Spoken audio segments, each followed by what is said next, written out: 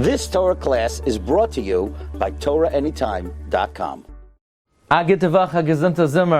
So we have an immediate responsibility.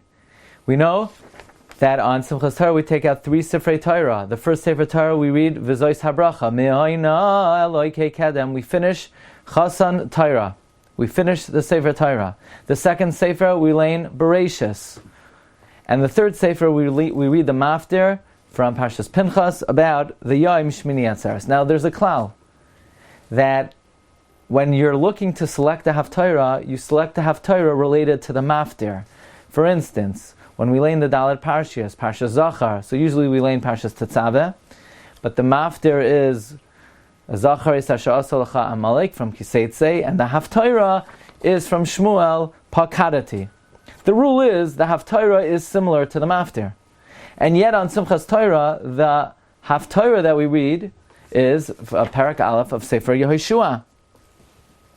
And Parak Aleph of Sefer Yahushua has absolutely nothing to do with the Maftir. It is connected to the beginning of the Torah, to the second Sefer that we read. But there's a rule that the Haftarah is supposed to be connected to the Maftir. We should read a Haftarah connected to Shmini Atzeres. After all, the Gemara explicitly says that the correct Haftarah to read on Simchas Torah is Vayamid Shloimei, which is a Haftarah relevant to Shmini Atzeres.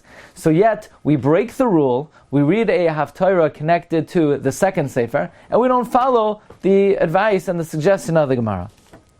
So the Levush explains in Siman Tafrei Samach Tes Siv Beis that the reason why we do this is because we follow the name of the day. The name of the day is Simchas Torah. So if the name of the day is Simchas Torah, Shema Garim, and therefore we lane a Haftarah relevant to Simchas Torah. But the question still begs to be asked, why do we lane in this order? We have 3 Sifrei Torah. The first one we lane V'zois HaBracha. The second one we lane Bereishis. Why do we lane Bereishis? It's only a minhag to lane Bereishis. It's not brought in the Gemara to lane Bereishis on Simchas Torah. The third Sefer is Mechoy V'Sayom. We learn about Shmini Atzeres.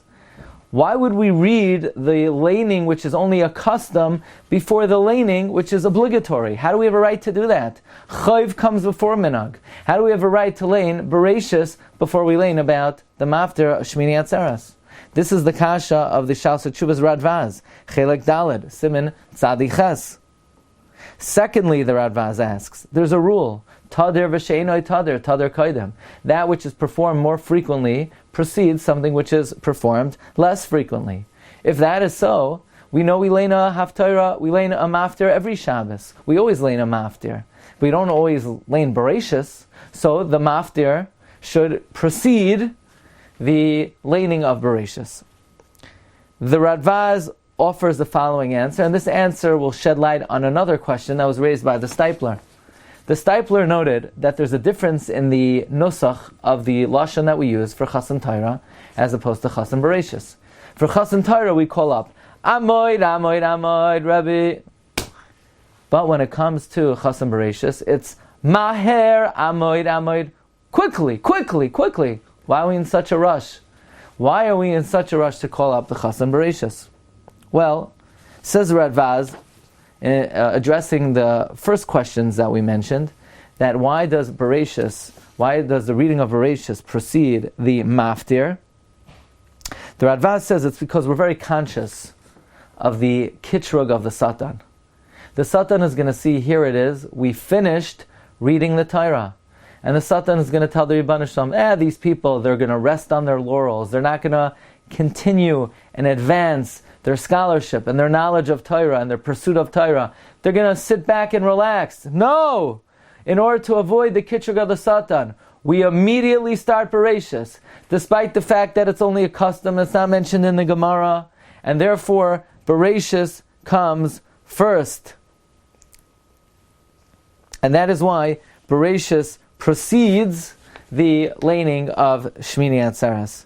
In fact, the Levush writes, again in Siman Tafrei Samach Tes Siv Beis, and the Eliyahu Rabbah quotes it, and also the Red Vaz brings this, that we don't even say a Kaddish in between V'zois HaBracha and Bereishis. The Kaddish is reserved for between Bereishis and the maftir. And that is because we are so conscious about the kitrug of the Satan, we do not interrupt. Quickly, immediately, after finishing V'zois HaBracha, we immediately start Bereishis.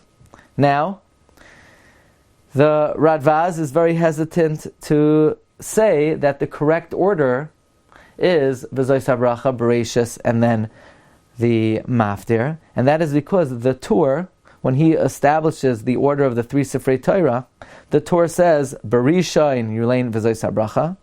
The maftir is B'sheni, Uv'shlishi Bereishis. So that means the Torah is saying, Yulein Bereishis last.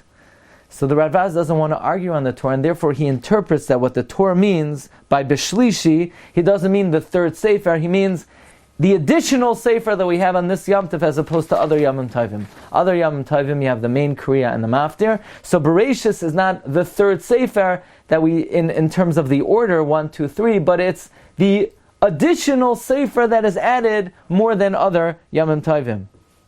This concept of the Red Vaz, the Higyonei Halacha says on page 192, the Chida also follows in this pattern, and he explains why we lane the Navi Yahushua on Simchas Torah. And that is also because we're worried about the kitrug of the Satan. The Satan is going to tell the Ribbono Shel Olam, these Yidden, they finished the Torah and they started new, but they're not interested in other limudim. Maybe they're not interested in Nevi'im. So we immediately start reading the Navi to indicate that we're not resting on our laurels. It does not suffice for us to just read the Torah, but we want to pursue the knowledge of the Nevi'im as well. The Higyonei Halacha brings down the minhag in Sfarad, and this is quoted by the Menorahs Hamor in the end of the Parakat Tefillah, that they would begin after the Haftarah to learn Mishnayos, Masechta Chagiga, to attach and connect Torah Shabachsa with Torah Shabal Peh. But this also, the reasoning is, so to avoid the kitrug of the Satan will say, Ribbono Shel Olam, look, they finished the Torah, so they started anew. And now they started the Nevi'im. And they even started Mishnah. But maybe, they're not interested in learning Torah Shabal Peh, so we specifically learn the Mishnah to silence the Satan, to be mastim, the tainus of the Satan, to indicate that not only are we interested in starting the Chumash anew, not only are we interested in learning Nevi'im, but our pursuit of Torah includes the Mishnah as well. And therefore comes the Stipler, and the Stipler writes, and I saw this in the Sefer Aleinu L'Shabeach of Rabbi Yitzchak Zilberstein, that when it comes to Chas and Torah, okay, we call him up. But now we finished the Torah, we're in danger. It's a sakana atzuma. We can't let the Satan be mekacheg on us. We have to silence him, and we have to start immediately. Maher, amoid, amoid, amoid. But we could say that it's not only that we want to silence the Satan from accusing against us to Hashem. We want to silence the Satan from interfering with ourselves, with whispering in our ears. Take it easy. You finished the Torah. There's no need to push again. You've already done this so many times. Take off a year? No. We immediately start the Chumash again. We start the Nevi'im again. We start the Mishnah again. We start all our Shiurim again with haste, with energy, with zrizus, and hopefully with great siyata d'shmaya that we should have an upcoming year of tremendous aliyah, befrat, belimud, belimud, Torasenu HaKadoshah, Ad Bias Gehal Tzedek, wishing everyone a good vach and a gezunta winter.